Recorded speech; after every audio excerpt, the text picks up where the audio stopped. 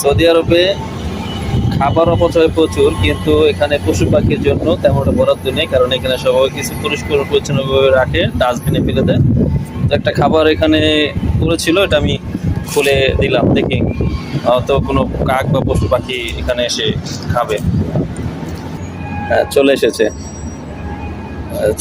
এই যে দেখুন, এই যে কাকটা চলে এসেছে, ওই যে খাবারটা খাবে। তো এরকম অনেক পশু রয়েছে যারা খাবার পায় না, কিন্তু খারাপ লাগে। সৌদি আরবে প্রচুর খাবার অপচয় হয়, সেটা আবার পলিথিনে করে ফেলে দেওয়া হয়, কিন্তু সবাই খেতে পারে না। তো ভালো লাগলো।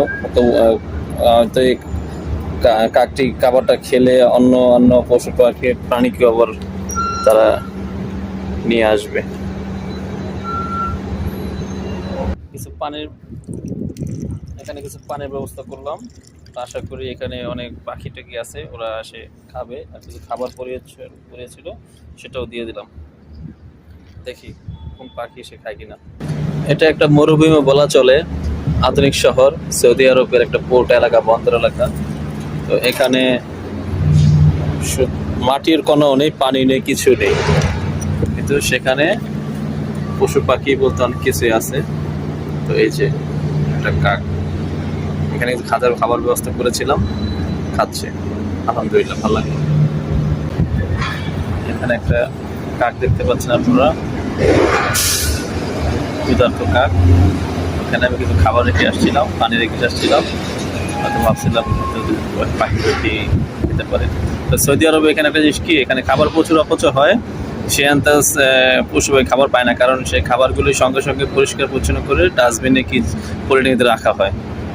তো এখানে প্রচুর কবুতর রয়েছে, কাক রয়েছে, বিভিন্ন বাংলাদেশে যে আমরা ঘুঘু বলি, সে ঘুঘু পাখি রয়েছে, সমস্ত কিছু রয়েছে, তারা খাবার খেতে পারে। তো আমার কাছে খুব ভালো লাগলো যে একটা ভালো কাজ করলাম। এই পানি খাচ্ছে, একটু আগে পানি রেখে আসছিলাম আমি। আল্লাহর সৃষ্টি মাখলুকাত, মানুষ সর্বশ্রেষ্ঠ। তো মানুষ যদি সকল পশু পাখির প্রতি সদয় থাকে, আল্লাহ পাক রিজিকের ব্যবস্থা করে দেয়, কিন্তু অত মানুষও ছিল।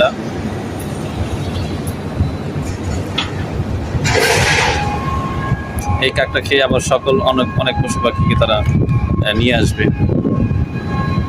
সন্ধান দেবে যে এখানে খাবার পাওয়া গেছে। ঠিক আছে, ধন্যবাদ বন্ধুরা, আসসালামু আলাইকুম, ভালো থাকবেন, আল্লাহ হাফিজ।